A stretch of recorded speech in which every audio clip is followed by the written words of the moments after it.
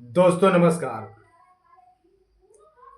आज कौशाम्बी लोहंदा के मुद्दे पे कुछ बात करना चाहूँगा, क्योंकि मामला उलझता ही चला जा रहा है। मामले में कुछ ठोस कदम नहीं दिखाई दे रहा है। कल आज़ाद समाज पार्टी के राष्ट्रीय अध्यक्ष चंद्रशेखर आज़ाद जी को आना था। लोहंदा मोड़ हाईवे के पास कम से कम 4 से 5 हजार की संख्या में लोग एकत्र हुए थे और उधर करछना में एक व्यक्ति को जिंदा जला दिया गया था।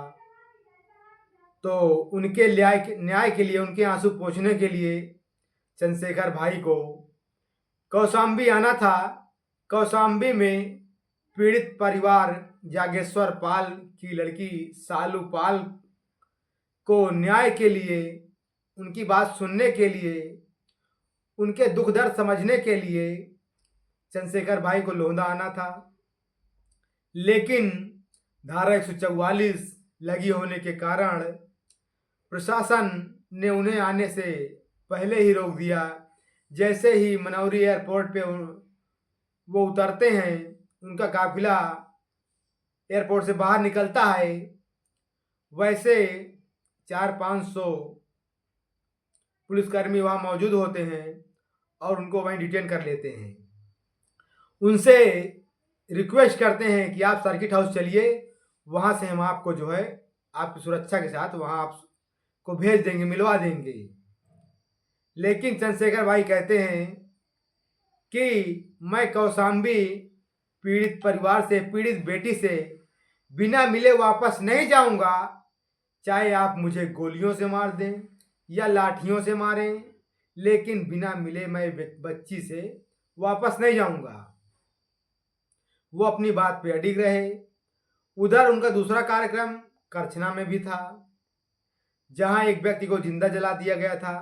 वहां भी 3-4 हजार लोग मौजूद थे, अपने राष्ट्रीय अध्यक्ष के आगमन की प्रतीक्षा कर रहे थे, अपनी बात उनसे रखना चाहते थे और राष्ट्रीय अध्यक्ष उनकी बात सुनने के लिए ही यहाँ प्रयागराज आना पड़ा उनको। 2 कार्यक्रम निश्चित थे। 12 बजे उनका कार्यक्रम कौशाम्बी लगा था, 12 से 1 के बीच। कौशाम्बी में भी सुबह से भीड़ बहुत ज़्यादा इकट्ठा थी, 3-4 हजार लमसम भीड़ थी।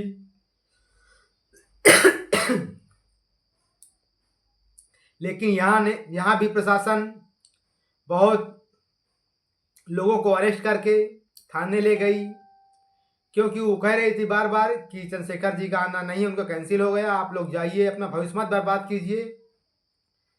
लेकिन फिर भी भीड़ वहीं अपनी बात पे अडिग रही कि अगर हमारे राष्ट्रीय अध्यक्ष जी हमसे कह देंगे कि आप जाइए, हम नहीं आएंगे, तो हम चले जाएंगे, लेकिन आप जो है, आपके कहने से हम नहीं हटेंगे। धारा 124 लगी होने के बावजूद भी हाईवे के जस्ट बगल में लोहंदा के पास, हड्डी मिल के पास जो है 3-4 हजार की लमसम भीड़ जो है लगातार बनी रही, सुबह से शाम तक जो है बनी रही। कभी हाईवे पे दौड़ के जाते, कुछ लोग कहते कि चक्का जाम करो। हम बार बार उनसे निवेदन कर रहे थे कि कानून हाथ में मत लीजिएगा, राष्ट्रीय अध्यक्ष जी अगर आए हैं आपके, जो भी उनका निर्णय होगा वो स्वयं कहेंगे, वो स्वयं बात करेंगे अधिकारियों से, अपनी बात रखेंगे और सुनेंगे, पीड़ित पक्ष की भी सुनेंगे। पब्लिक क्योंकि उतावली हो जाती है, पब्लिक जो है भीड़ में अंधी हो जाती है, जो कुछ सोचता है नहीं है, लेकिन उसके बाद का अंजाम क्या होगा पब्लिक ये नहीं जानती है। ठीक वैसा ही हुआ।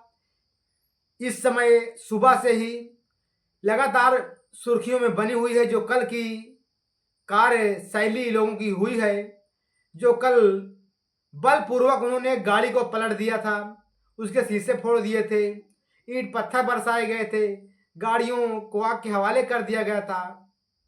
आज सुबह से इनसे कार्रवाई हो रही है, देशद्रोह का मुकदमा लिखा जा रहा है, 20 गाड़ियों को सीज किया गया, 2 पहिया वाहनों को, उनके नंबर से उनके मालिकों को संपर्क किया जा रहा है, उनको थाने बुलवाया जा रहा है, थाने बुलवा कर उनसे पूरी जानकारी ली जा रही है कि आपकी गाड़ी यहाँ पहुँची कैसे, आप किस लिए यहाँ आए थे, जब पुकारा जा रहा तो आप गाड़ी के पास क्यों नहीं आए हैं, आप कहाँ थे उस समय। तो उनको बुलाकर भी यहाँ थाने पे कार्रवाई की जा रही है। कोई मौके पे आने तैयार भी नहीं, गाड़ी सीज भी हो गई है। उसके बाद जो गाड़ी पलट रहे थे, पहलवानी दिखा रहे थे, उनके ऊपर भी ऐसे कार्रवाई होगी, देशद्रोह का मुकदमा लगाया जाएगा। 40 से 50 लोगों को हिरासत में ले लिया गया है। 400 से 500 अज्ञात लोग हैं जिनके ऊपर मुकदमा लिखा जाना है। जितने फोटो में दिख रहे हैं, जो वीडियो में वायरल हो रहे हैं, गाड़ी पलट रहे हैं, गाड़ी पे वार कर रहे हैं, गाड़ी शीशा फोड़ रहे हैं, लगातार पत्थर बरसा रहे हैं, डंडे बरसा रहे हैं गाड़ियों पे, उनके ऊपर कार्रवाई निश्चित है। अब ये आप समझ लीजिए। अब आपके माता पिता को घर के चाहे जेवरात बेचने पड़े, चाहे गेहूं चावल बेचना पड़े, वो आपके लिए लड़ेंगे। आप 1 घंटा 2 घंटा के लिए रैली में गए क्या, जो बीज वहां बो के आए हैं, अब वो जम गया भाई साहब। अब 2-4 साल जो है कोर्ट के चक्कर लगाइए, तब समझ में आएगा आपको।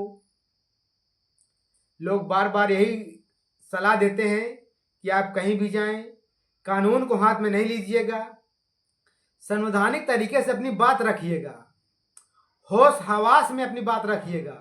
बात रखने के लिए थाना नहीं सुन रही है, कोर्ट चले जाइए, जिले में चले जाइए, नहीं सुन रही है हाई कोर्ट चले जाइए। तमाम ऑप्शन बने हुए हैं, लेकिन ये नहीं ऑप्शन है कि आप इस सरकारी संपत्ति को नुकसान पहुंचाएंगे। वो आपकी संपत्ति भाई, सरकार की नहीं, वो आपकी संपत्ति है, वो सब हमारी संपत्ति है, उसकी रक्षा करना हमारा कर्तव्य है। ये नहीं कि आप उनको नुकसान पहुंचाएंगे। ये गलत बात है कि आपके माता पिता ये सिखा के भेजे हैं जाके वहां आग लगा देना, गाड़ी पलट देना, चक्का जाम कर देना, ईंटा बरसा देना। क्या यही आपको पढ़ाया लिखाया जाता है? राष्ट्रीय अध्यक्ष जी इसलिए बुलाए थे समर्थन में, आप वहां दंगा भड़काने आए थे? मुझे तो नहीं लगता कि ऐसे लोग जो है समर्थन में आएंगे। ऐसे लोग दंगा भड़काने में आते हैं। आप लोग दंगाई हैं, आप लोग आपा खो बैठे हैं। उसका नतीजा क्या होगा जानते हैं?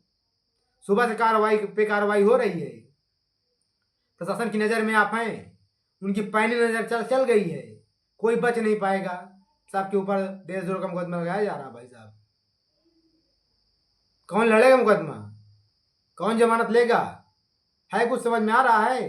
दिमाग ठंडा पड़ गया होगा कल से, घर से भागे हुए हैं भाई साहब। तो आप जहां भी जाएं, अपने माता पिता का मान सम्मान जरूर रखें। आप ऐसा कदम मत उठाएं कि आपके माता पिता को शर्मिंदा होना पड़े, किसी के सामने सर झुकाना पड़े। लेकिन यहाँ तो सर झुकाने से भी बच नहीं पाओगे, शायद यहाँ सलाखों के पीछे भी जाना पड़ सकता है आपको। जमानत के बाद भी मुकदमा चलेगा, जेल जाओगे, तब समझ में आएगा। लेकिन गलती तो हो गई भाई साहब, अब गलती सुधरे कैसे? कोई है सुधारने वाला? सरकार जो है जो भी काम करेगी, हित में करे या अनित में करे, आप लोगों ने उसे चुनकर भेजा है।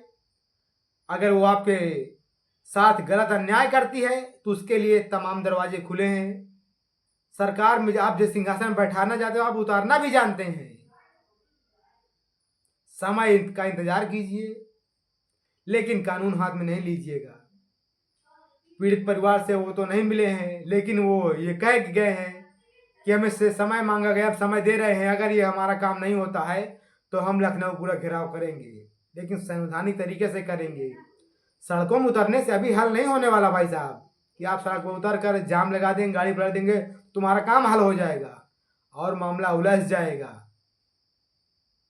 इसीलिए आप सभी मित्रों से, बंधुओं से, दोस्तों से, प्यारे बुजुर्गों से, सबसे निवेदन करता हूँ कि आप कहीं भी रहें, जहाँ भी रहें, ऐसा कोई कार्य ना करें कि आपके प्रति किए गए कार्य का भुगतान आपके माता पिता को करना पड़े, शर्मिंदगी आपके माता पिता को उठानी पड़े, जेल आपके माता पिता को भी जाना पड़े।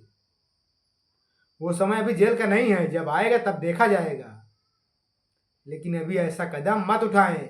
ये सरकारी संपत्ति नहीं, इसको अपनी संपत्ति समझिए। हमारे सब भाई लोग पुलिस में भी हैं, हमारे भाई साहब गाड़ी से जा रहे हैं।